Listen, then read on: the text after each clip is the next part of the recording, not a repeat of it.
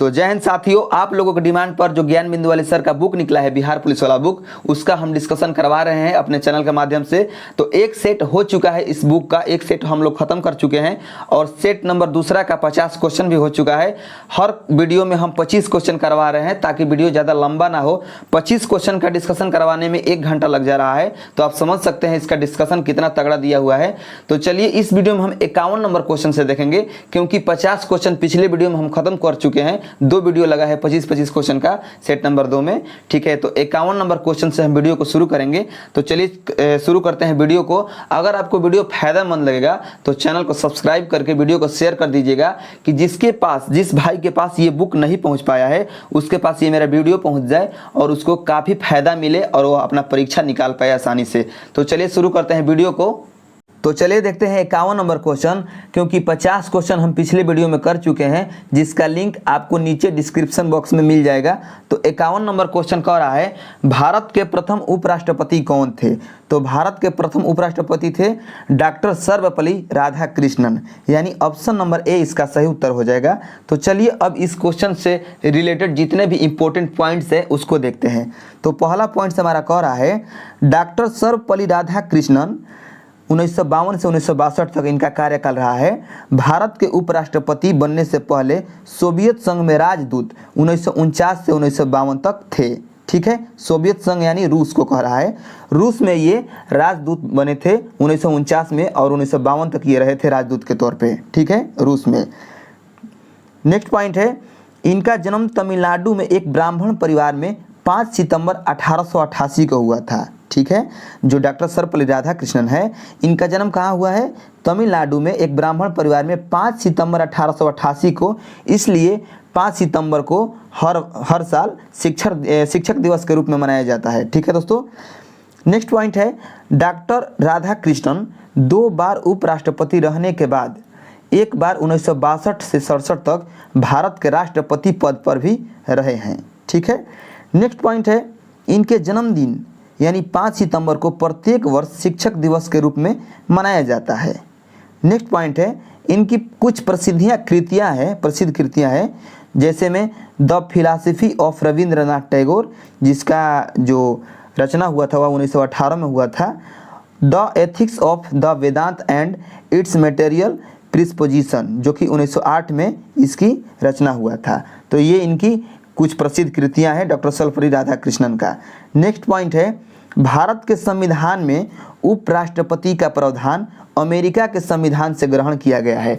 अगर आपको क्वेश्चन ये आता है कि बताइए उपराष्ट्रपति का पद किस देश के संविधान से लिया गया है, तो आपका अमेरिका का संविधान हो जाएगा, ठीक है। नेक्स्ट पॉइंट है, भारत का उपराष्ट्रपति राज्यसभा का पदेन सभापति होता है, और ये बात अनुच्छेद 64 और अनुच्छेद 89 कहता है, ठीक है।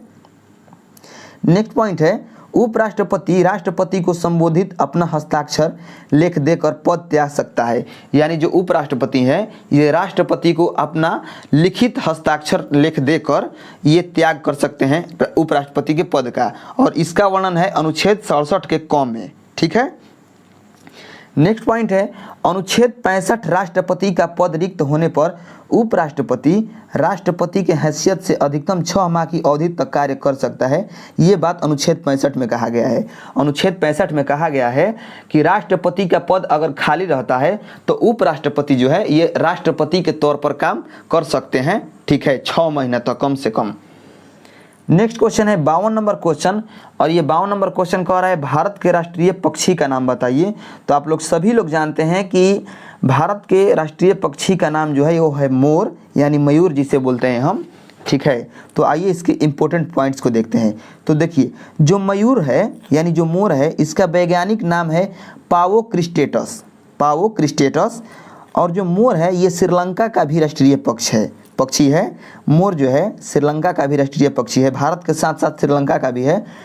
और आप जाइए, मतलब आइए जानते हैं भारत का राष्ट्रीय चिन्ह। तो देखिए, राष्ट्रीय पुष्प जो है भारत का वह है कमल, ठीक है। और राष्ट्रीय जो फल है वह है आम, राष्ट्रीय पशु बाघ है, राष्ट्रीय वृक्ष बरगद है, राष्ट्रीय नदी गंगा है। और जो कमल का वैज्ञानिक नाम है वह है निलंबो न्यूसिफेरा, और आम का वैज्ञानिक नाम है मैंगीफेरा इंडिका। बाघ का वैज्ञानिक नाम है पैंथेरा टाइग्रिस, और जो बरगद पेड़ है, बरगद का नाम है फाइकस बेंगालेंसिस, ये वैज्ञानिक नाम है बरगद पेड़ का, ठीक है। और जो गंगा नदी है तो राष्ट्रीय नदी के तौर पर इसे 4 नवंबर 2008 को घोषित किया गया, ठीक है।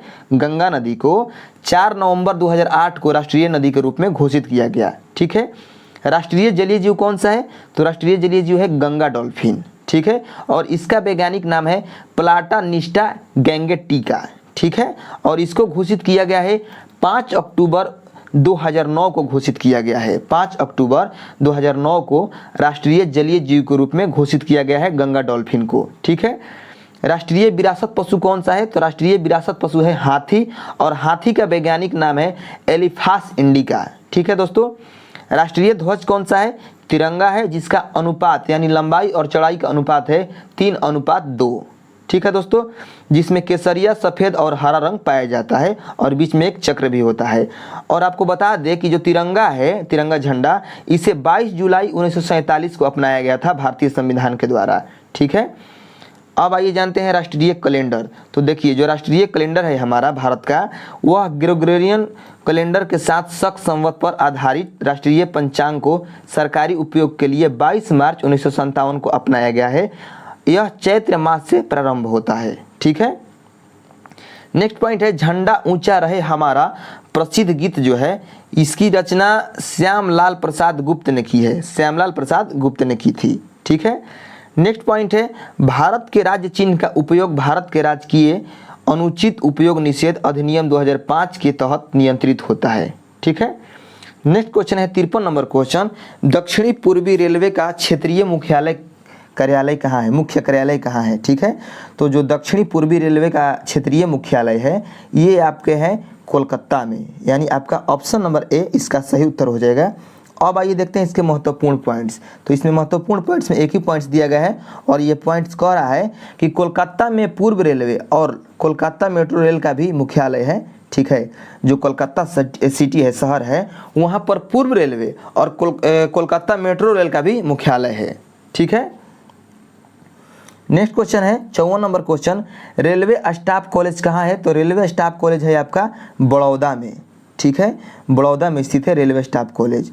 आइए इसके पॉइंट्स को देखते हैं। तो कह रहा है कि कपड़ा उद्योग, पहला पॉइंट्स कह रहा है कि कपड़ा उद्योग अनुसंधान संस्थान अहमदाबाद में स्थित है, अंतरिक्ष उपयोग केंद्र अहमदाबाद में स्थित है, ठीक है। अंतरिक्ष उपयोग केंद्र अहमदाबाद में स्थित है। नेक्स्ट पॉइंट को देखते हैं, भौतिक अनुसंधान प्रयोगशाला अहमदाबाद में स्थित है, ठीक है।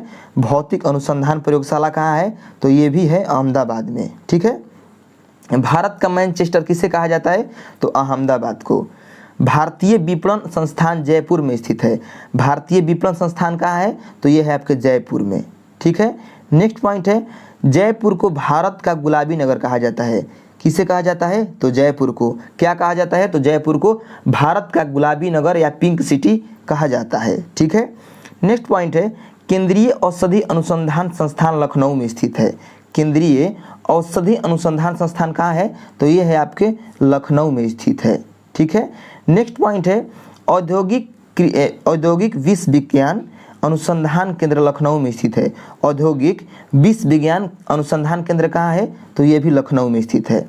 नेक्स्ट पॉइंट है केंद्रीय वनस्पति विज्ञान अनुसंधान संस्थान लखनऊ में स्थित है, ठीक है। नेक्स्ट है लखनऊ को नवाबों का शहर भी कहा जाता है, तो लखनऊ को क्या कहा जाता है, तो नवाबों का शहर कहा जाता है, ठीक है दोस्तों। नेक्स्ट पॉइंट है आपके भारतीय गन्ना अनुसंधान केंद्र लखनऊ में स्थित है, जो भारत का गन्ना अनुसंधान या ईख जिसको बोलते हैं, तो भारतीय ईख अनुसंधान केंद्र जो है ये लखनऊ में स्थित है, ठीक है। अब देखते हैं नेक्स्ट क्वेश्चन हमारा। नेक्स्ट क्वेश्चन है 55 नंबर क्वेश्चन। 55 नंबर क्वेश्चन कह रहा है कोची बंदरगाह कहाँ स्थित है, तो कोची जो बंदरगाह है ये आपके केरल में स्थित है, ठीक है। केरल में स्थित है आपके कोची बंदरगाह, तो आपके ऑप्शन नंबर बी इसका सही उत्तर हो जाएगा, ठीक है। अब देखते हैं इसके महत्वपूर्ण पॉइंट्स को। पहला पॉइंट्स कह रहा है कि कोचिन शिपयार्ड लिमिटेड भारत का सबसे बड़ा शिपयार्ड है, जो कोचिन शिपयार्ड लिमिटेड है वह भारत का सबसे बड़ा शिपयार्ड है, ठीक है। नेक्स्ट पॉइंट है भारत में 13 मुख्य बंदरगाह हैं, भारत में कितने मुख्य बंदरगाह हैं, तो 13 है। नेक्स्ट पॉइंट है न्यू मंगलोर यह बंदरगाह जो न्यू मंगलोर बंदरगाह है, यह बंदरगाह कर्नाटक राज्य में स्थित है। न्यू मंगलोर बंदरगाह है ये कहाँ है, तो ये है कर्नाटक राज्य में स्थित है। ठीक है, इस बंदरगाह में कुद्रेमुख के लौह अयस्क के निर्यात की सुविधा उपलब्ध कराई गई है। यह रेल लाइन तथा NH-17 से मुंबई तथा कोचीन से जुड़ा है। ठीक है, नेक्स्ट पॉइंट है विशाखापत्तनम बंदरगाह। तो विशाखापत्तनम जो बंदरगाह है, विशाखापत्तनम बंदरगाह, ये आंध्र प्रदेश का यह बंदरगाह देश का सबसे गहरा बंदरगाह है। जो विशाखापत्तनम बंदरगाह है ये जो है आंध्र प्रदेश में है और ये भारत का सबसे गहरा बंदरगाह है। ठीक है, नेक्स्ट पॉइंट है इसी बंदरगाह को डॉल्फिन नोज का उपनाम दिया गया है। जो विशाखापत्तनम बंदरगाह है इसे डॉल्फिन नोज का उपनाम दिया गया है। नेक्स्ट बंदरगाह है तूतीकोरन। आप देख सकते हैं तूतीकोरन बंदरगाह दिया गया है और इसमें कह रहा है कि यह देश यानी यह भारत देश के दक्षिण छोर पर तमिलनाडु में स्थित है। जो तूतीकोरन ये दक्षिण छोर पर तमिलनाडु में स्थित है और इसे मत्स्य पतन भी कहा जाता है। ठीक है, नेक्स्ट बंदरगाह है एन्नौर बंदरगाह। और एन्नौर बंदरगाह क्या है, यह है आपके देश का प्रथम सबसे बड़ा कंप्यूटराइज्ड एवं निगमित बंदरगाह है। इसे एशियाई विकास बैंक की सहायता से विकसित किया गया है। इसका नाम कामराज बंदरगाह है। ठीक है, एन्नौर बंदरगाह का नाम क्या है, कामराज बंदरगाह। नेक्स्ट पॉइंट है जहाज रानी मंत्रालय का गठन है वह 2009 में किया गया था। जहाज रानी मंत्रालय का गठन कब किया गया है, तो 2009 ईस्वी में किया गया है। भारत का ज्वारीय पोताश्रय कांडला है। जो भारत का ज्वारीय बंदरगाह कौन सा है, तो ज्वारीय बंदरगाह जो है वह है कांडला बंदरगाह। ठीक है दोस्तों, नेक्स्ट पॉइंट है भारत का पोत पुनर्चक्रण का सबसे बड़ा यार्ड अलंग यानी गुजरात में स्थित है। ठीक है, नेक्स्ट पॉइंट है मुंबई बंदरगाह सालसेट द्वीप पर स्थित है। तो आपसे ये क्वेश्चन आता है कि जो मुंबई है वह किस बंदरगाह पर स्थित है, तो सालसेट द्वीप पर स्थित है मुंबई बंदरगाह। किस द्वीप पर, तो सालसेट द्वीप पर। कौन सा बंदरगाह, तो मुंबई बंदरगाह। नेक्स्ट पॉइंट है गुजरात में स्थित दाहिज बंदरगाह देश का ऐसा पहला बंदरगाह है जो रसायनों को निपटाने हेतु स्थापित किया गया है। इसे रसायन बंदरगाह कहा जाता है। ठीक है, चेन्नई है। नेक्स्ट बंदरगाह है चेन्नई एक कृत्रिम बंदरगाह है। यह भारत का सबसे प्राचीन बंदरगाह है और इसकी स्थापना 1875 ईस्वी में की गई थी, चेन्नई बंदरगाह की। नेक्स्ट क्वेश्चन है 56 नंबर क्वेश्चन। 56 नंबर क्वेश्चन कह रहा है लोकप्रिय गोपीनाथ बारदोलोई अंतर्राष्ट्रीय हवाई अड्डा कहाँ स्थित है, तो ये है आपके गुवाहाटी में।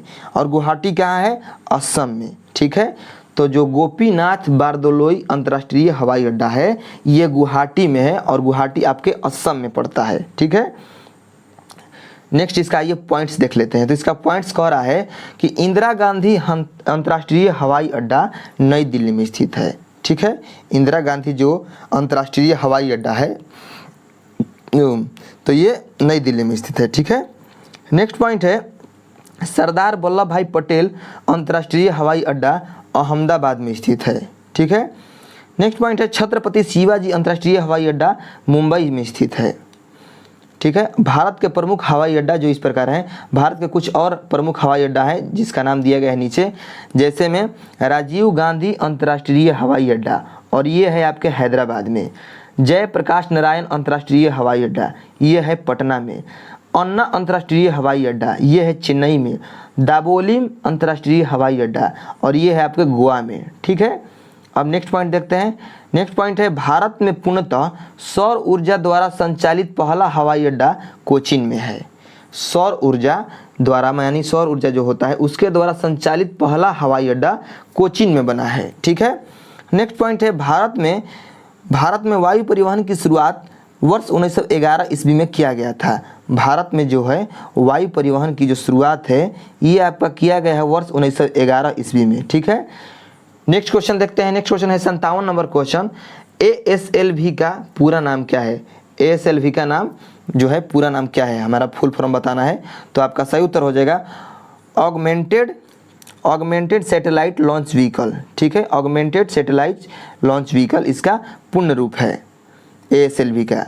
अब आइए जानते हैं इसके महत्वपूर्ण पॉइंट्स को। तो कह रहा है पहला पॉइंट्स कि SLV3 का ही सर्वोदित रूप है। जो ASLV है ये SLV3 का ही संवर्धित रूप है। इसे 100 से 150 किलोग्राम भार वर्ग के उपग्रहों को पृथ्वी की निचली कक्षा में स्थापित करने के उद्देश्य से विकसित किया गया था। यह 5 चरणों वाला संवर्धित उपग्रह प्रक्षेपण यान है जिसमें ठोस प्रणोदक का उपयोग होता है। ठीक है, नेक्स्ट है PSLV यानी polar satellite launch vehicle. PSLV का फुल फॉर्म क्या होता है? Polar satellite launch vehicle. ठीक है, और इसमें कह रहा है कि इसका विकास यानी PSLV का विकास 1200 किलोग्राम भार वर्ग के दूर संवेदी उपग्रहों का 900 किलोमीटर ऊंचाई तक की ध्रुवीय सूर्य समकालिक कक्षा में स्थापित करने के उद्देश्य से किया गया है। यह एक 4 चरणों वाला प्रक्षेपण यान है जिसके प्रथम व तृतीय चरण में ठोस प्रणोदकों का तथा द्वितीय व चतुर्थ चरण में द्रव प्रणोदकों का उपयोग किया जाता है। ठीक है, नेक्स्ट है GSLV जियो स्टेशनरी और जियो सिंचनस सैटेलाइट लॉन्च व्हीकल। ठीक है, तो आपका इसमें आइए जानते हैं GSLV के बारे में। तो GSLV के बारे में कह रहा है कि यह 3 चरणों वाला भू तुल्यकालिक या भू स्थिर उपग्रह है। ठीक है, उपग्रह प्रक्षेपण यान है यानी उपग्रह को पहुंचाने वाला यान है। इसके प्रथम चरण में ठोस प्रणोदक, द्वितीय चरण में द्रव प्रणोदक तथा तृतीय चरण में क्रायोजेनिक इंजन का उपयोग किया जाता है। ठीक है, नेक्स्ट पॉइंट है ठोस प्रणोदकों के अंतर्गत हाइड्रोक्सिल टर्मिनेटेड पॉलीब्यूटेडाइन का ईंधन के रूप में तथा अमोनिया परक्लोरेट का ऑक्सीकारक के रूप में प्रयोग किया जाता है। ठीक है, नेक्स्ट है द्रव प्रणोदक के रूप में अनसिमेट्रिकल डाईमिथाइल हाइड्रोजन एवं N2O4 का प्रयोग किया जाता है। ठीक है, नेक्स्ट है 58 नंबर क्वेश्चन। 58 नंबर क्वेश्चन कह रहा है कार्बेट राष्ट्रीय उद्यान का कहाँ स्थित है? तो जो कार्बेट राष्ट्रीय उद्यान है ये आपके उत्तराखंड में स्थित है। जिम कार्बेट राष्ट्रीय उद्यान कहाँ स्थित है? तो आपके उत्तराखंड में स्थित है। अब आइए इसके महत्वपूर्ण पॉइंट्स को देख लेते हैं। ठीक है, तो देखिए जो जिम कार्बेट राष्ट्रीय उद्यान है ये इसकी जो मतलब ये इसको बनाया गया है 1936 में। ठीक है, ये 1936 में बना भारत का पहला राष्ट्रीय उद्यान है। कौन? जिम कार्बेट राष्ट्रीय उद्यान। पहले इसे हैली नाम से जाना जाता था। जो जिम कार्बेट राष्ट्रीय उद्यान है इसका नाम पहले हैली था। ठीक है, नेक्स्ट पॉइंट है राज्य सरकार किसी ऐसे क्षेत्र को जो पारिस्थितिकी जीव जंतुओं का, वनस्पतियों, भू आकृति एवं जलीय महत्व का हो तथा जिसे संरक्षित किया जाना नितांत आवश्यक हो तो जीव संरक्षण अधिनियम 1972 के तहत राष्ट्रीय उद्यान घोषित कर सकती है। ठीक है, नेक्स्ट पॉइंट है वर्तमान में जिम कार्बेट राष्ट्रीय उद्यान का नाम बदलकर रामगंगा राष्ट्रीय उद्यान कर दिया गया है। ठीक है, नेक्स्ट और जो है भारत के प्रमुख राष्ट्रीय उद्यान उसको जानते हैं। तो देखिए जो दुधवा राष्ट्रीय उद्यान है ये आपके हैं उत्तर प्रदेश में। दुधवा राष्ट्रीय उद्यान कहाँ है? तो उत्तर प्रदेश में है। ठीक है, नेक्स्ट है कान्हा माधव फॉसिल पेंच राष्ट्रीय उद्यान, पन्ना राष्ट्रीय उद्यान, सतपुड़ा राष्ट्रीय उद्यान, संजय गांधी राष्ट्रीय उद्यान, ये टोटल आपके मध्य प्रदेश में है। ठीक है, टोटल आपके मध्य प्रदेश में है। नेक्स्ट है सरिस्का राष्ट्रीय उद्यान, था राष्ट्रीय उद्यान, केवलादेव राष्ट्रीय उद्यान, मुकुंदरा राष्ट्रीय उद्यान, ये है राजस्थान में। ठीक है, नेक्स्ट है काजीरंगा मानस नामेरी ओरंग रायमोना, ये जो टोटल राष्ट्रीय उद्यान है ये असम में है। ठीक है, नेक्स्ट है हेमिस जो भारत का सबसे बड़ा जो है राष्ट्रीय उद्यान है और ये है आपके लद्दाख में। ठीक है, नेक्स्ट है Mahatma Gandhi Mount Harriet, Middle Button Island, Saddle Peak, Galathea इत्यादि जो राष्ट्रीय उद्यान है ये आपके अंडमान निकोबार में स्थित है। नेक्स्ट आपका है गुइंडी, मनार की खाड़ी, इंदिरा गांधी, मुदुमलाई, मुकुर्ती इत्यादि जो राष्ट्रीय उद्यान है ये तमिलनाडु में स्थित है। ठीक है, नंदा देवी, राजा जी, गंगोत्री, गोविंद पशु विहार ये जो है उत्तराखंड में स्थित है राष्ट्रीय उद्यान। ठीक है, नेक्स्ट राष्ट्रीय उद्यान है नामदफा मैलिंग। नामदफा राष्ट्रीय उद्यान और मैलिंग राष्ट्रीय उद्यान ये है अरुणाचल प्रदेश में। ठीक है, नेक्स्ट है आपका वाल्मीकि राष्ट्रीय उद्यान और ये है आपके बिहार राज्य में। ठीक है, अब आइए नेक्स्ट पॉइंट को देखते हैं। इसका नेक्स्ट पॉइंट कह रहा है भारत का सबसे बड़ा राष्ट्रीय उद्यान हेमिस जो कि लद्दाख केंद्र शासित प्रदेश के पूर्वी भाग में स्थित है। यह भारत का सबसे ऊंचाई पर स्थित राष्ट्रीय उद्यान है। इसका क्षेत्रफल लगभग 4400 वर्ग किलोमीटर है। ठीक है। नेक्स्ट पॉइंट कह रहा है भारत का सबसे छोटा राष्ट्रीय उद्यान साउथ बटन द्वीप जो कि अंडमान निकोबार द्वीप समूह पर स्थित है। ठीक है। नेक्स्ट है विश्व का एकमात्र तैरता हुआ राष्ट्रीय उद्यान केबुल लामजाओ राष्ट्रीय उद्यान है जो कि मणिपुर राज्य के बिष्णुपुर जिले में स्थित है। इसे 1977 में राष्ट्रीय पार्क घोषित किया गया है। ठीक है। नेक्स्ट है जिम कॉर्बेट राष्ट्रीय उद्यान रामगंगा नदी में बहती है। जो जिम कॉर्बेट है जो कि उत्तराखंड में है और ये गंगा नदी में रामगंगा नदी बहती है राष्ट्रीय उद्यान के नीचे नीचे। ठीक है। नेक्स्ट है देश में सर्वाधिक राष्ट्रीय उद्यान 11 है जो कि मध्य प्रदेश में है।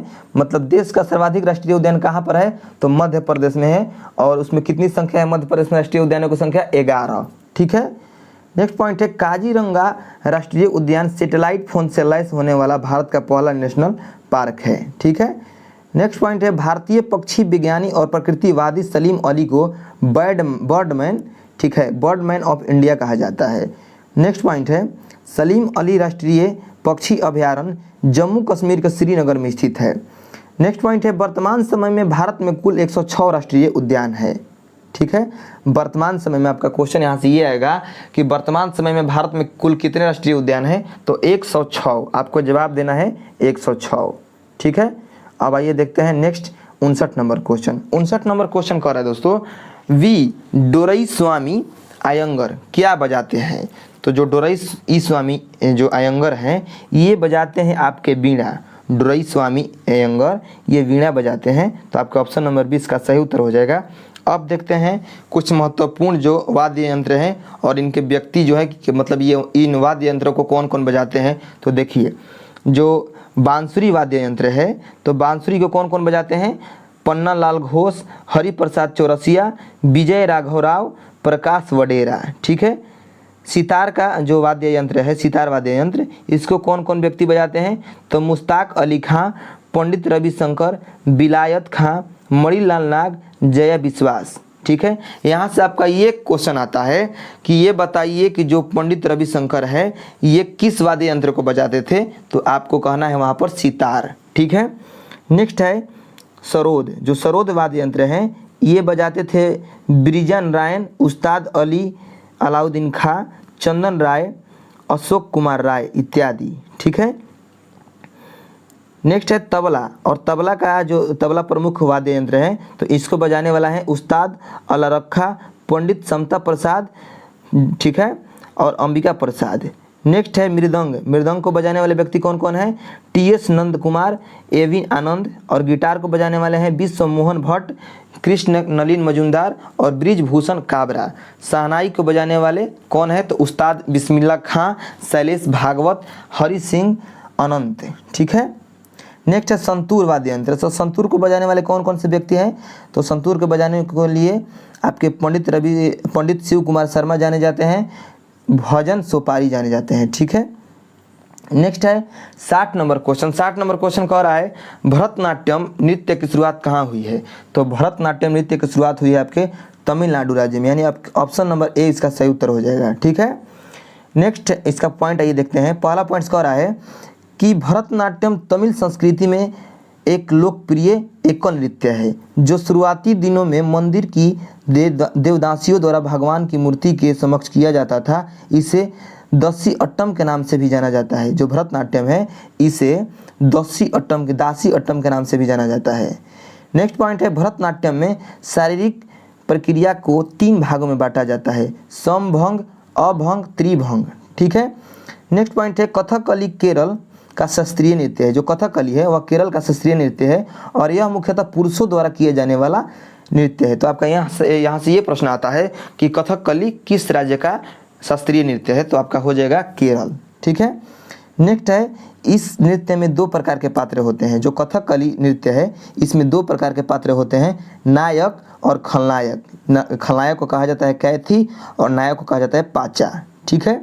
नेक्स्ट पॉइंट है कुचिपुड़ी नृत्य आंध्र प्रदेश की एक नृत्य शैली है जिसका जन्म आंध्र प्रदेश के कुचेलपुरम गांव में हुआ तथा इसी के नाम पर इसे कुचिपुड़ी के नाम से दिया गया। नेक्स्ट है मोहिनी अट्टम केरल का एक शास्त्रीय नृत्य है। तो जो मोहिनी अट्टम नृत्य है ये केरल का शास्त्रीय नृत्य के रूप में जाना जाता है। और भी कोई यहाँ पर कई हैं, जैसे में कथक है, कुचिपुड़ी है, मणिपुरी है, मोहिनीअट्टम है, तो इसके नर्तक नर्तकियों का नाम दिया गया है। ठीक है, तो इसको हम जान लेते हैं। तो देखिए, जो कथक नृत्य करने वाले व्यक्ति हैं वह है लक्ष्मू महाराज, अच्छन महाराज, सितारा देवी। ठीक है, कुचिपुड़ी नृत्य करने के लिए कौन कौन से व्यक्ति प्रसिद्ध हैं, तो वह है यामिनी कृष्णमूर्ति, वेमपति सत्यनारायण इत्यादि। ठीक है, मणिपुरी नृत्य को करने के लिए कौन कौन से व्यक्ति प्रसिद्ध हैं, तो वह है रीता देवी, सविता मेहता, झावेरी बहने। नेक्स्ट है मोहिनीअट्टम। मोहिनीअट्टम को करने के लिए प्रसिद्ध व्यक्ति जो है वह है के कल्याणी अम्मा, रागिनी देवी, भारती शिवाजी। ठीक है, नेक्स्ट है सतरिया नृत्य, और ये सतरिया नृत्य है जो ये क्वेश्चन दरोगा में पूछा था, और ये असम में किया जाता है सतरिया नृत्य, और इसको नृत्य के लिए प्रसिद्ध व्यक्ति जो है वह है रामकृष्ण तालुकदार, कृष्णाक्षी कश्यप इत्यादि। भरतनाट्यम के लिए प्रसिद्ध व्यक्ति हैं रुक्मिणी देवी, यामिनी कृष्णमूर्ति, सोनल मानसिंह, और कथक के लिए मृणाली साराभाई, आनंद शिवरामन और शांता राव इत्यादि। ठीक है, नेक्स्ट पॉइंट है आधुनिक समय में मणिपुरी नृत्य के विकास में रविंद्रनाथ टैगोर की महत्वपूर्ण भूमिका रही है। ठीक है, नेक्स्ट पॉइंट है कथक का उद्भव कथा शब्द से हुआ है, जिसका शाब्दिक अर्थ होता है कथा कहना। वस्तुतः कथक उत्तर प्रदेश की ब्रजभूमि की रासलीला परंपरा से जुड़ा हुआ है तथा इस नृत्य के केंद्र में राधा कृष्ण की अवधारणा मौजूद है। इसे नटवरी नृत्य के नाम से भी जाना जाता है। ठीक है, नेक्स्ट है सत्रिया नृत्य। पूर्वोत्तर भारत के असम की प्रसिद्ध नृत्य शैली है। हम आपको बताए हैं अभी अभी कि जो सत्रिय नृत्य है ये पूर्वोत्तर भारत के असम की प्रसिद्ध नृत्य शैली है, और असम की इस नृत्य शैली के विकास का श्रेय 15वीं शताब्दी के संत शंकर देव को दिया जाता है। इस नृत्य को संगीत नाटक अकादमी द्वारा 15 नवंबर 2000 को शास्त्रीय नृत्य की सूची में सम्मिलित कर लिया गया। ठीक है, नेक्स्ट है 61 नंबर क्वेश्चन। 61 नंबर क्वेश्चन कह रहा है लोहे की तिल्ली भरी हुई एक नाव तालाब के पानी में तैर रही है। जब लोहे की तिल्ली को हटा दिया जाए तब पानी का स्तर होगा, क्या होगा? तो आपका सही उत्तर हो जाएगा ऑप्शन नंबर सी, यानी वही रहेगा। जब लोहे की तिल्ली भरी हुई एक नाव तालाब में पानी में तैर रही है, जब लोहे की तिल्ली को हटा दिया जाएगा तो पानी का स्तर वही रहेगा। ठीक है, नेक्स्ट पॉइंट इसका ये पॉइंट्स देखते हैं। देखिए इसमें पॉइंट्स में पहला पॉइंट्स कह रहा है कि जल के घनत्व के कारण ही जब जहाज नदी से समुद्र में प्रवेश करती है तो पहले से थोड़ा ऊपर उठ जाता है। ठीक है, नेक्स्ट है आर्किमिडीज का सिद्धांत। तो आर्किमिडीज का सिद्धांत में कह रहा है कि जब कोई वस्तु किसी द्रव में पूरी तरह या आंशिक रूप से डुबोई जाती है तो उसके भार में कमी का आभास होता है।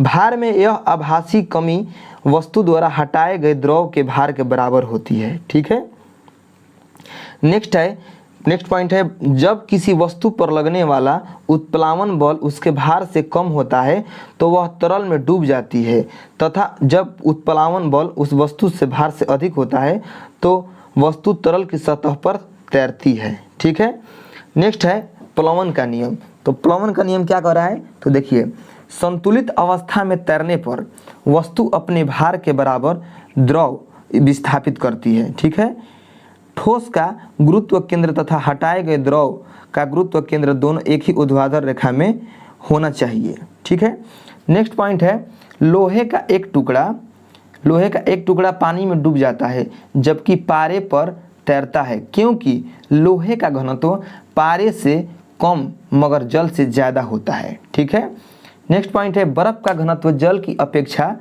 मतलब कम होता है। ठीक है, जो बर्फ़ का घनत्व है वह जल की अपेक्षा कम होता है। ठीक है, अतः बर्फ़ का 10वां भाग यानी 1/10 जल के बाहर निकला रहता है और बर्फ़ जल पर तैरती रहती है। ठीक है, नेक्स्ट है 62 नंबर क्वेश्चन। 62 नंबर क्वेश्चन कह रहा है आकाश में उड़ते पक्षी में होती है कौन सी ऊर्जा?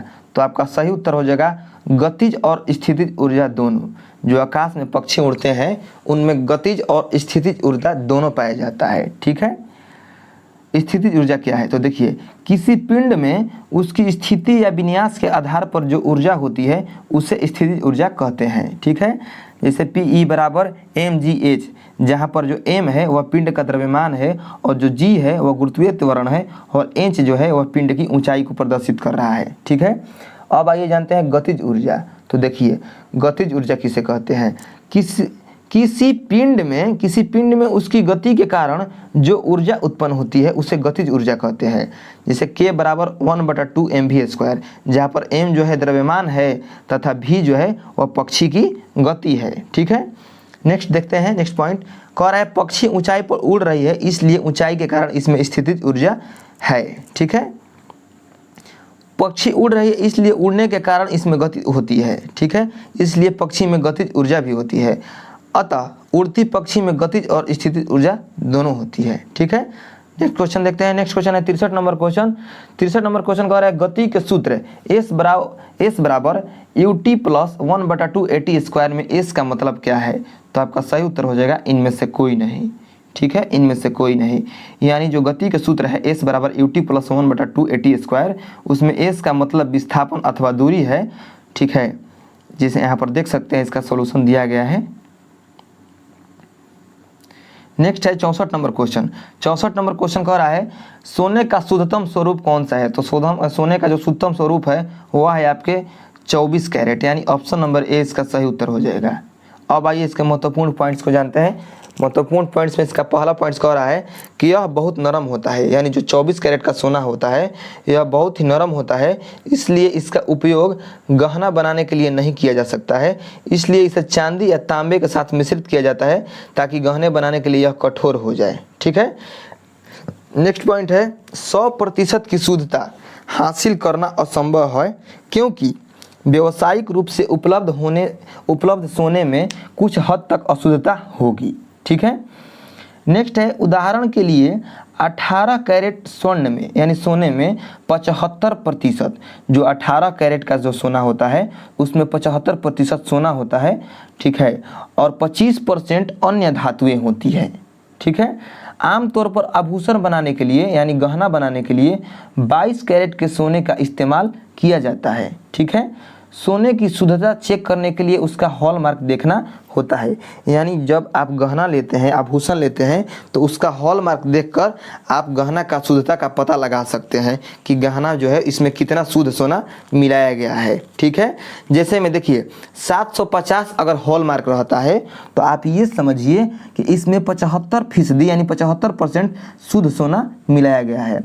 वहीं 916 हॉलमार्क रहता है, गहना के पीछे रहता है, तो उसमें समझिए कि 91.6% शुद्ध रूप है सोना का। ठीक है, भारत सरकार के उपभोक्ता मंत्रालय के BIS केस ऐप की मदद से कहीं भी और कभी भी सोने की शुद्धता चेक की जा सकती है। ठीक है, जो BIS केस ऐप है उससे आप सोने की शुद्धता की जांच कहीं भी कर सकते हैं। ठीक है, नेक्स्ट है 65 नंबर क्वेश्चन, और 65 नंबर क्वेश्चन कह रहा है कोयला डैश प्रक्रिया से बनता है। तो आपका सही उत्तर हो जाएगा ऑप्शन नंबर ए, जो कोयला है वह कार्बोनाइजेशन की प्रक्रिया से बनता है। अब आइए इसके महत्वपूर्ण पॉइंट्स को देखते हैं। पहला पॉइंट्स कह रहा है कोयले में मुख्य रूप से कार्बन होता है, मृत वनस्पति के धीमे प्रक्रम द्वारा कोयले में परिवर्तन को कार्बनीकरण कहते हैं। ठीक है, नेक्स्ट पॉइंट है उच्च ताप और उच्च दाब के कारण पृथ्वी के भीतर मृत पेड़ पौधे धीरे धीरे कोयले के रूप में परिवर्तित हो गए। नेक्स्ट पॉइंट है कोयला मुख्यतः 4 प्रकार का होता है। कोयला मुख्यतः कितना प्रकार का होता है, तो 4 प्रकार का होता है। कौन कौन सा, तो एंथ्रेसाइट, और एंथ्रेसाइट में लगभग 90% कार्बन होता है। और जो एंथ्रासाइट होता है ये कठोर, चमकदार और अशुद्धियों से मुक्त होता है। ठीक है, जलाए जाने के बाद यानी एंथ्रासाइट को जलाए जाने के बाद यह कम धुआं और कम राख देता है। ठीक है, नेक्स्ट जो कोयला है वह है बिटुमिनस, और बिटुमिनस इस प्रकार के कोयले में यानी बिटुमिनस प्रकार के कोयले में 70% से लेकर 90% तक के कार्बन पाया जाता है या होता है। ठीक है, यह काला और चमकदार होता है। जो बिटुमिनस कोयला है वह काला और चमकदार होता है और धुआंधार ज्वाला उत्पन्न करता है, अधिक मात्रा में राख छोड़ता है जो बिटुमिनस होता है। ठीक है, नेक्स्ट है इस प्रकार के कोयले का उपयोग ऊष्मा और विद्युत उत्पादन अनुप्रयोगों में किया जाता है। जो बिटुमिनस प्रकार का कोयला है उसका उपयोग ऊष्मा तथा विद्युत उत्पादन अनुप्रयोगों में किया जाता है। नेक्स्ट है लिग्नाइट। तो देखिए लिग्नाइट जो होता है कोयले का प्रकार, उसमें इसे भूरा कोयला भी कहा जाता है और इसमें 45 से 70% कार्बन होता है। ठीक है, नेक्स्ट है इस प्रकार के कोयले यानी लिग्नाइट के बारे में कह रहा है। लिग्नाइट के कोयले धुआंधार उच्च धुआंधार लपटों के साथ जलते हैं, ठीक है। नेक्स्ट पॉइंट है पीट। जो पीट प्रकार के कोयला है यह वनस्पति से कोयला में परिवर्तन का पहला चरण है और इसमें कार्बन सामग्री न्यूनतम लगभग 40% होती है। यह कोयला का सबसे निम्न प्रकार है। जो पीट है यह कोयला का सबसे निम्न प्रकार है। नोट में दिया गया है कि कोयला, ठीक है, नोट में दिया गया है कि कोयला को उद्योग की रोटी तथा काला सोना भी कहा जाता है। क्या क्या कहा जाता है? कोयला को उद्योग की रोटी तथा काला सोना यानी ब्लैक गोल्ड भी कहा जाता है। नेक्स्ट है आसवन, यानी आसवन विधि क्या है? तो देखिए, आसवन विधि द्वारा मुख्यतः द्रवों के मिश्रण को पृथक किया जाता है जब दो द्रवों के क्वथनांकों में अंतर अधिक होता है, ठीक है, तो उनके मिश्रण को इसी विधि के से पृथक किया जाता है। कह रहा है कि आसवन विधि को यहाँ पर समझाया कि आसवन विधि क्या है कि जब दो द्रवों के मिश्रण को पृथक किया जाता है, यानी जब दो द्रवों के क्वथनांक में अंतर अधिक होता है तो उनके मिश्रण को इस विधि से पृथक किया जाता है, ठीक है।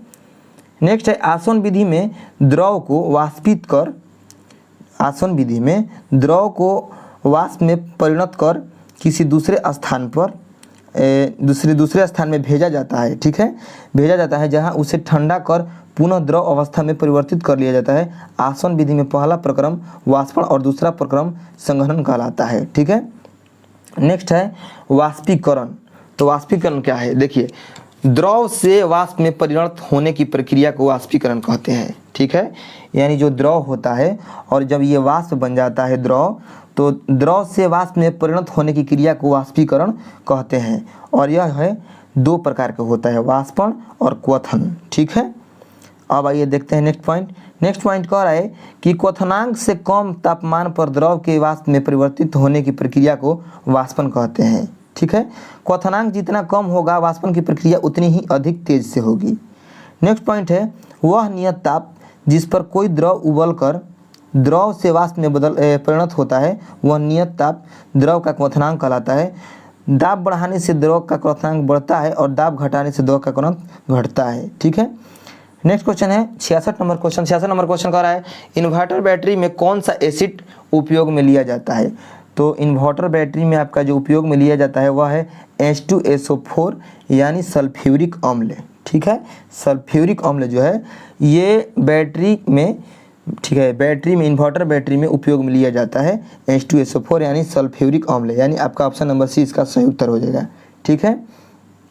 अब इसके महत्वपूर्ण पॉइंट्स को जानते हैं। तो देखिए, यह जो है एसिड यह त्वचा के संपर्क में आने पर बहुत नुकसान पहुंचाता है। ये जो सल्फ्यूरिक एसिड है ये त्वचा के संपर्क में यानी शरीर के संपर्क में आने पर बहुत नुकसान पहुंचाता है। इसके धुएं से सांस लेने में कठिनाई होती है H2SO4 के। अब देखते हैं HNO3 यानी नाइट्रिक एसिड। तो देखिए, नाइट्रिक एसिड जो है उर्वरकों के लिए अमोनिया नाइट्रेट के उत्पादन में ये सहायता करता है, ठीक है, नाइट्रिक एसिड। अब देखते हैं नेक्स्ट पॉइंट। नेक्स्ट पॉइंट है आपका HCl हाइड्रोक्लोरिक एसिड। तो हाइड्रोक्लोरिक एसिड का उपयोग कब होता है? क्लोरीन बनाने में, एक्वा रेजिया बनाने में, रंग बनाने में, क्लोराइड लवण के निर्माण में इत्यादि में, ठीक है। अब है CH3COOH, ठीक है, जिसे एसिटिक एसिड का भी कहते हैं, ठीक है। इसका उपयोग कब कब होता है? तो देखिए, एसिटिक एसिड रासायनिक यौगिकों के उत्पादन के लिए एक महत्वपूर्ण रासायनिक अभिकर्मक है। एसिटिक एसिड के प्रमुख एस्टर आमतौर पर स्याही पेंट कोटिंग्स के लिए विलायक के रूप में उपयोग किया जाता है, ठीक है। अब देखते हैं 67 नंबर क्वेश्चन।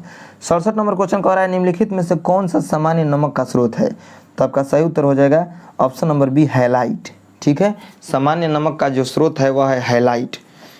अब देखते हैं इसके कुछ अयस्क हैं और उनके आणविक सूत्र दिया गया है और वैज्ञानिक नाम दिया गया है। तो देखिए, जो बॉक्साइट है, बॉक्साइट अयस्क, उसका आणविक सूत्र है Al2O3 और इसका वैज्ञानिक नाम है हाइड्रेटेट, ठीक है।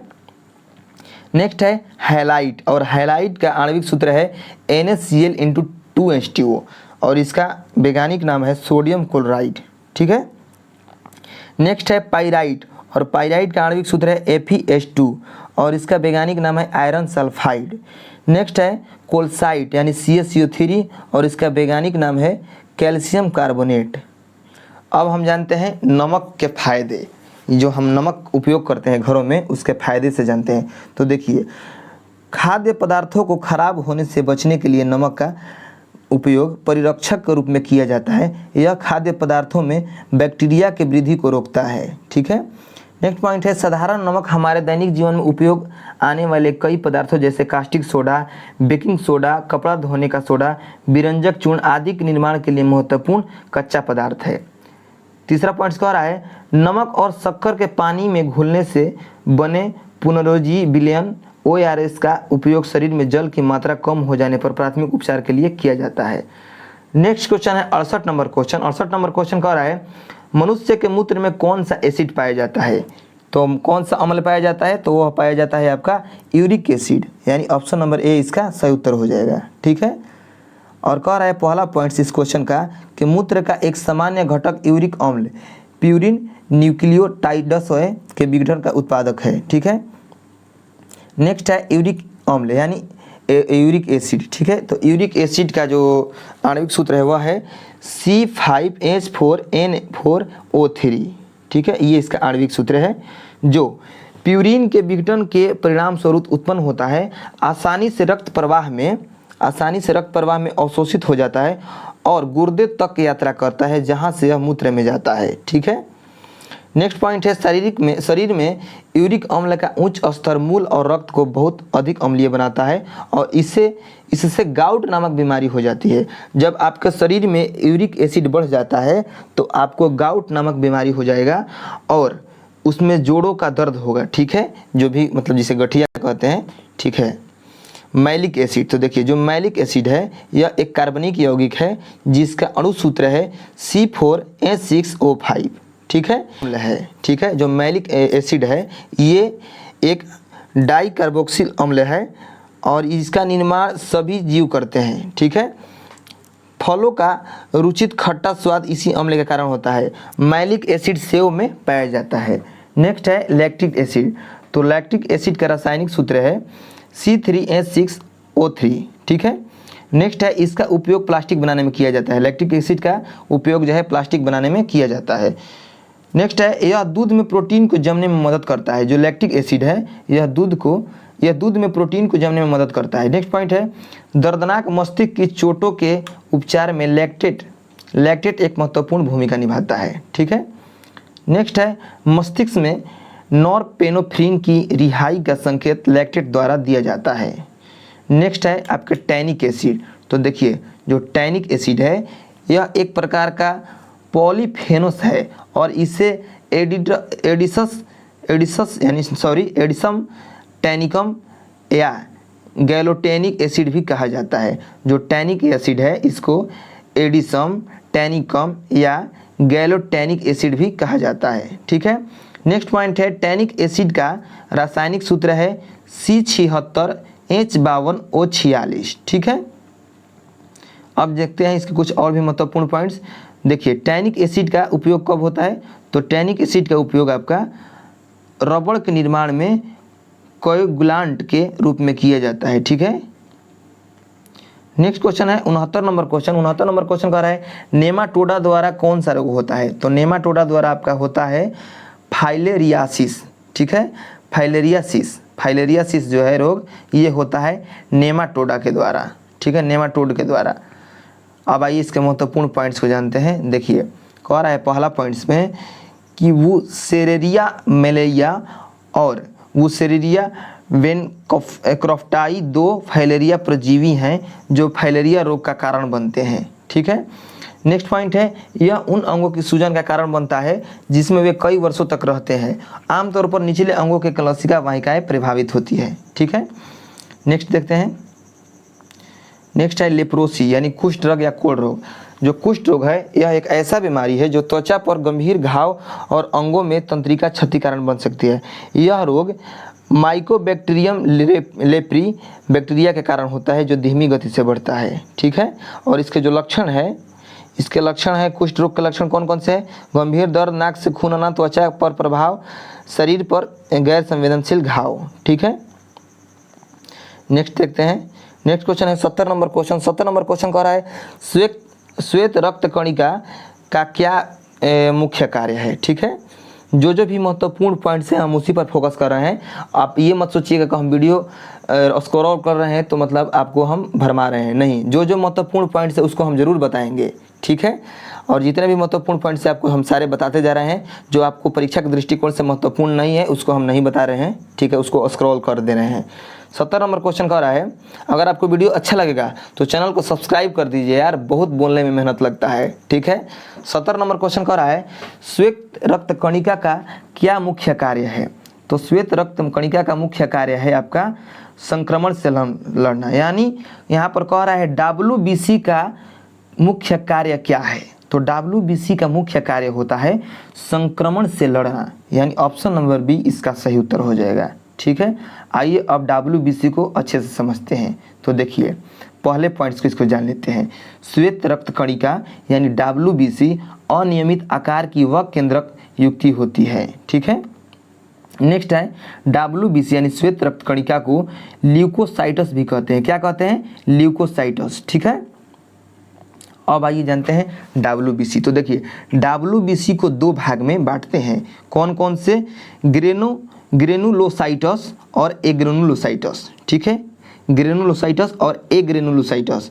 और जो ग्रेनुलोसाइटस है इसके कोशिका में द्रव कण पाए जाते हैं और जो एग्रेनुलोसाइटस है इसके कोशिका में द्रव कण नहीं पाए जाते हैं, ठीक है।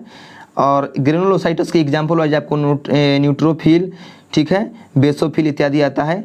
और जो एग्रेनुलोसाइटस है इसके मतलब एग्जाम स्वरूप आपके लिम्फोसाइटस, मोनोसाइटस इत्यादि आता है, ठीक है। नेक्स्ट पॉइंट देखते हैं।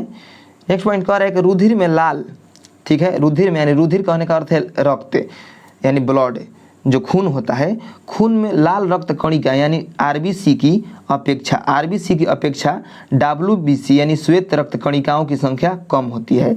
यानी कहने का अर्थ ये है कि ब्लड में लाल रक्त कणिकाओं की अपेक्षा श्वेत रक्त कणिकाओं की संख्या कम होती है, यानी RBC की अपेक्षा WBC की कणिकाओं की संख्या कम होती है, ठीक है। नेक्स्ट है, ये संक्रमण से शरीर की रक्षा करती है, संक्रमण से शरीर की रक्षा करती है। नेक्स्ट पॉइंट है, श्वेत रक्त कणिका यानी WBC का जीवन काल 1 से 4 दिनों तक होता है, ठीक है। मोनोसाइट या केंद्रकाणु सबसे बड़ा श्वेत रक्त कण है। नेक्स्ट पॉइंट है, लसिका कोशिकाएं श्वेत रुधिर, लसिका कोशिकाएं जो है ये श्वेत रुधिर कणिकाओं के महत्वपूर्ण घटक हैं एवं ये सबसे छोटी WBC है, ठीक है। और ये दो प्रकार की होती है, लिम्फोसाइट और बी लिम्फोसाइट और T लिम्फोसाइट, ठीक है। नेक्स्ट है, ये दोनों कोशिकाएं भ्रूणीय अवस्था में यकृत कोशिकाओं में और वयस्क अवस्था में अस्थिमज्जा की कोशिका में बनती है। पहला नंबर पॉइंट्स कह रहा है प्लीहा को, ठीक है, प्लीहा को जिसे ब्लड बैंक भी कहा जाता है, प्लीहा को RBC का कब्रगाह भी कहते हैं, ठीक है, क्योंकि यह मृत RBC का निपटान करती है। नेक्स्ट है, रक्तदाब का नियंत्रण अधिवृक्क यानी एड्रिनल ग्रंथि करती है। नेक्स्ट पॉइंट है 3 नंबर पॉइंट, मानव शरीर में रक्त की अपर्याप्त आपूर्ति इस्कीमिया कहलाती है, ठीक है। नेक्स्ट पॉइंट है 4 नंबर पॉइंट्स कह रहा है कि एक स्वस्थ मनुष्य में रक्त की कुल मात्रा 5 से 6 लीटर होता है। एक स्वस्थ मनुष्य में रक्त की कितने होते हैं मात्रा? तो रक्त की मात्रा होती है 5 से 6 litre. Next question 71 number question कह रहा है एंजाइम मदद करता है किस में? तो एंजाइम मदद करता है आपके भोजन के पाचन में, यानी ऑप्शन नंबर बी इसका सही उत्तर हो जाएगा। कह रहा है पहला पॉइंट्स कि मनुष्य में भोजन का पाचन मुख से ही प्रारंभ हो जाता है, यानी मुंह से ही प्रारंभ हो जाता है और यह छोटी आंत तक जारी रहता है, ठीक है। नेक्स्ट पॉइंट है, लार में 2 एंजाइम टाइलिन और लाइसोजाइम पाए जाते हैं। लार में कौन कौन से एंजाइम पाए जाते हैं? तो टाइलिन और लाइसोजाइम, ठीक है दोस्तों। नेक्स्ट है, एंजाइम 2 प्रकार के होते हैं, कौन कौन से? टाइलिन और लाइसोजाइम। कौन कौन से? टाइलिन और लाइसोजाइम। अब आइए जानते हैं टाइलिन। तो जो टाइलिन एंजाइम है यह जो है भोजन में उपस्थित मंड यानी स्टार्च को माल्टोज शर्करा में अपघटित करता है, फिर माल्टोज नमक एंजाइम माल्टोज शर्करा को ग्लूकोज में परिवर्तित कर देता है, ठीक है। नेक्स्ट है लाइसोजाइम एंजाइम। तो जो लाइसोजाइम एंजाइम है यह एंजाइम भोजन में उपस्थित हानिकारक जीवाणुओं को नष्ट करने का काम करता है। अब आइए जानते हैं श्वसन तंत्र। तो देखिए प्रत्येक जीव को, जो प्रत्येक जीव है उसको जीवित रहने हेतु ऑक्सीजन की आवश्यकता होती है, क्योंकि ऑक्सीजन ही कार्बनिक भोज्य पदार्थों का ऑक्सीकरण या विघटन करके ऊर्जा प्रदान करता है। भोज्य पदार्थों के ऑक्सीकरण की प्रक्रिया श्वसन कहलाती है। ठीक है, नेक्स्ट है पॉइंट श्वासोच्छ्वास में वायु का संगठन। ठीक है, श्वासोच्छ्वास में जो है वायु का संगठन कितना होता है। तो देखिए निश्वसन के दौरान अंदर ली गई वस्तु 78% नाइट्रोजन होता है, 21% ऑक्सीजन होता है और 0.04% आपका कार्बन डाइऑक्साइड होता है। उच्च श्वास के दौरान बाहर ली गई वस्तु जो वायु है वह है 78% नाइट्रोजन। यानी यह कहने का अर्थ है, निश्वसन कहने का अर्थ यह है कि जब आप अंदर मतलब सांस लेते हैं, तो जब आप अंदर सांस लेते हैं तो उसमें आप 78% नाइट्रोजन खींचते हैं, 21% ऑक्सीजन जाता है हमारे शरीर में और 0.04% कार्बन डाइऑक्साइड जाता है। और जब हम सांस को बाहर छोड़ते हैं तो उसमें 78% नाइट्रोजन छोड़ देते हैं। जो नाइट्रोजन हम खींचे हैं शरीर में, वह नाइट्रोजन हमारा बाहर आ जाता है और 16.4% ऑक्सीजन जो है ये बाहर आ जाता है और 4.4% कार्बन डाइऑक्साइड भी बाहर आ जाता है। ठीक है, नेक्स्ट है प्रजनन तंत्र। देखिए तो जो प्रजनन तंत्र है, जिस प्रक्रम द्वारा जीव अपनी संख्या में वृद्धि करते हैं उसे प्रजनन तंत्र कहते हैं।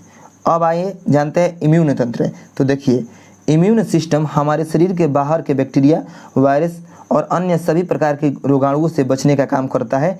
इम्यून सिस्टम कमज़ोर होने से व्यक्ति में हर वस्तु की सुस्ती महसूस होती है, उसके शरीर में ऊर्जा की कमी होने लगती है। ठीक है, नेक्स्ट है 72 नंबर क्वेश्चन। 72 नंबर क्वेश्चन कह रहा है भोजन का पाचन सामान्य रूप से होता है किस में। तो भोजन का जो पाचन होता है वह सामान्य रूप से होता है आपके छोटी आंत्र में। ठीक है, अब आइए महत्वपूर्ण पॉइंट्स को जानते हैं। तो देखिए छोटी आंत को 3 भागों में विभक्त किया जाता है। कौन कौन से? ग्रहणी, अग्र क्षुद्रांत और क्षुद्रांत। ठीक है, अब आइए नेक्स्ट पॉइंट देखते हैं। नेक्स्ट पॉइंट है आमाशय से निकलने के पश्चात भोजन अम्लान कहलाता है। यह कायम ग्रहणी में पहुंचता है, जहां सबसे पहले यकृत से निकलकर पित्त रस इसमें मिलता है। ठीक है, नेक्स्ट है क्षारीय प्रकृति का होने के कारण पित्त रस कायम को क्षारीय बना देता है। पित्त रस में किसी भी प्रकार का एंजाइम नहीं पाया जाता है। ठीक है, यहाँ अग्नाशय से स्रावित अग्नाशय रस आकर कायम में मिलता है। इसके पश्चात यह इलियम में पहुंचता है, जहां आंत्र रस की क्रिया कायम पर होती है। ठीक है, नेक्स्ट है छोटी आंत में भोजन के पूर्ण पाचन के उपरांत उसका अवशोषण भी छोटी आंत में स्थिर रसांकुर द्वारा होता है। बिना पाचन हुआ कायम बड़ी आंत यानी बड़ी आंत में पहुंचता है, जहां जल का अवशोषण होता है एवं शेष कायम जो है मल के रूप में मलाशय में एकत्र होकर गुद्दा के द्वार बाहर निकाल दिया जाता है। ठीक है, नेक्स्ट है लीवर यानी यकृत। तो जो यकृत है यानी जो लीवर है, यह शरीर की सबसे बड़ी ग्रंथि है। ठीक है, और यकृत कोशिकाओं में पित्त रस का स्राव होता है। यकृत कोशिकाओं से पित्त रस का स्राव होता है, जो यकृत नलिका से होते हुए एक पतली पेशीय थैली में सांद्रित एवं जमा होता है। ठीक है, नेक्स्ट पॉइंट है विटामिन ए का संश्लेषण भी करता है। जो यकृत है ये विटामिन ए का भी संश्लेषण करता है। इसके अलावा यकृत ग्लूकोज को यानी जो लीवर है ग्लूकोज को ग्लाइकोजन के रूप में संचित रखता है। ठीक है, यकृत के अन्य कार्य क्या क्या है उसको देख लेते हैं। तो यकृत के जो अन्य कार्य है वह है बाइल जूस एवं यूरिया का संश्लेषण। नेक्स्ट जो दूसरा पॉइंट में दिया गया है वह दिया गया कार्बनिक पदार्थों का संग्रह, एंजाइमों का श्रवण, हिपैरिन का श्रवण, लाल रक्त कणिकाओं यानी आरबीसी के निर्माण के लिए आयरन स्टोर करना, यह है यकृत का कार्य। ठीक है, नेक्स्ट देखते हैं बड़ी आंत। तो बड़ी आंत कह रहा है कि बड़ी आंत छोटी आंत की तुलना में अधिक चौड़ी किंतु लंबाई में छोटी होती है। मनुष्य में यह लगभग 5 फीट लंबी तथा 2.5 इंच चौड़ी होती है। ठीक है, नेक्स्ट कह रहा है कि बड़ी आंत 3 भागों में विभक्त होती है। कौन कौन से? सीकम, मलाशय और कोलन। ठीक है, सीकम, मलाशय और कोलन। तो आइए इसको देखते हैं अच्छे से। तो कह रहा है कि बड़ी आंत कोई एंजाइम श्रावण नहीं करती है, यानी स्रावित नहीं करती है। इसका कार्य केवल बिना पचे हुए भोजन को कुछ समय के लिए संचित करना होता है। यहाँ जल और कुछ खनिजों का अवशोषण होता है। ठीक है। 73 नंबर क्वेश्चन कह रहा है सामान्य पुरुष का शरीर का तापमान कितना होता है। तो सामान्य शरीर जो होता है पुरुष का, उसका तापमान होता है आपका 36.9 डिग्री सेल्सियस, यानी ऑप्शन नंबर बी इसका सही उत्तर हो जाएगा। तो देखिए यहाँ पर दिया गया है C/5 बराबर F-32/9। ठीक है। और यहाँ पर दिया गया है C यानी सेल्सियस यानी ताप दिया गया है 36.9 डिग्री बटा में 5 इसका फॉर्मूला है, और बराबर में दिया गया F-32/9। ठीक है। तो आपका यहाँ पर जो आप सॉल्यूशन करेंगे तो यहाँ पर आ जाएगा 369/50 और F-32/9, और उसको पूरा सॉल्यूशन करेंगे तो आपका यहाँ पर F मतलब फ़ारेनहाइट हो जाएगा, और F का मान आएगा आपका 98.42 फ़ारेनहाइट। ठीक है। और आपको बता दो नेक्स्ट पॉइंट कह रहा है कि मानव शरीर का सामान्य तापमान लगभग 98.6 डिग्री फ़ारेनहाइट या 37 डिग्री सेल्सियस या 310 केल्विन होता है। ठीक है।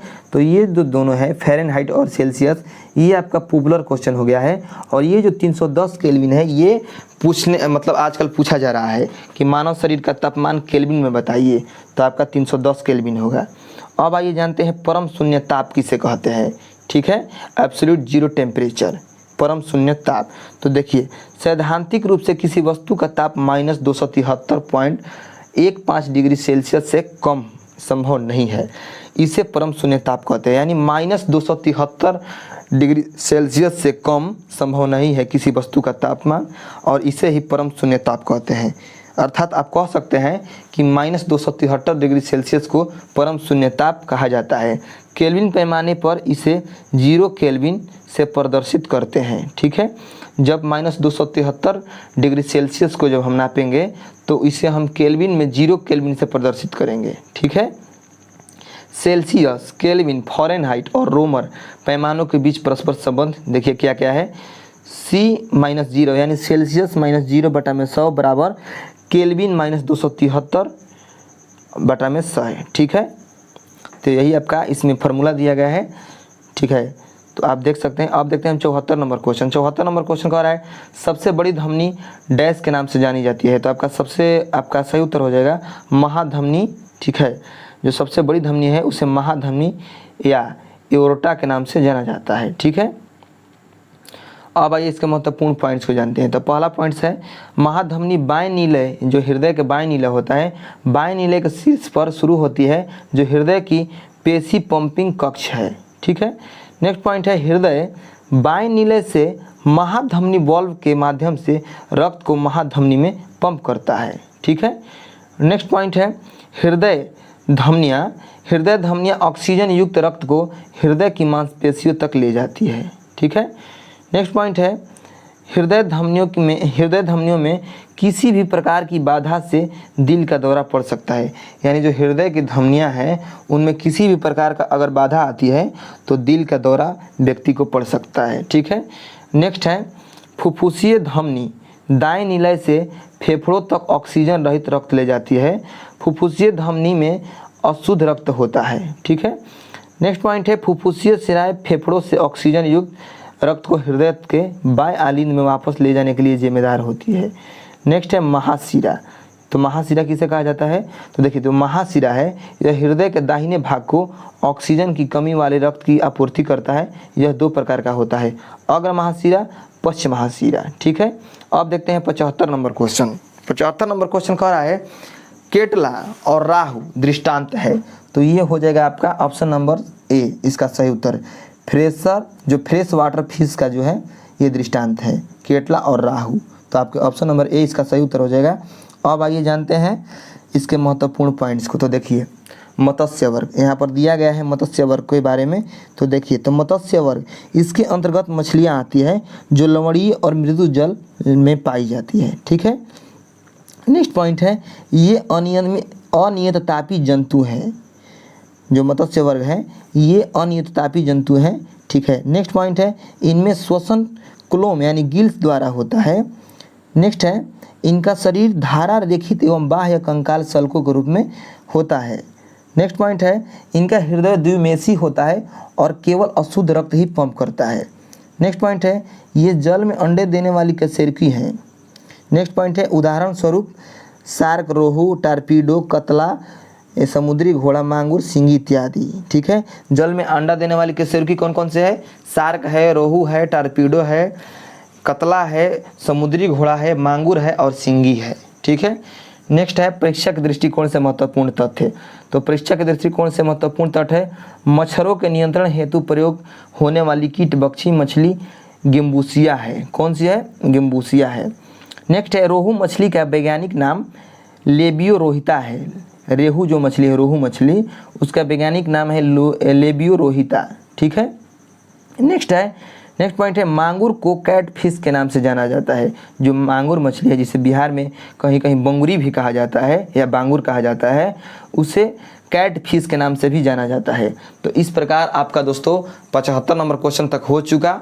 इस वीडियो में भी हम 75 नंबर क्वेश्चन तक कर लिए। ठीक है, तो हम दूसरा वीडियो में 25 क्वेश्चन जो बचा है उसको लेकर आएंगे।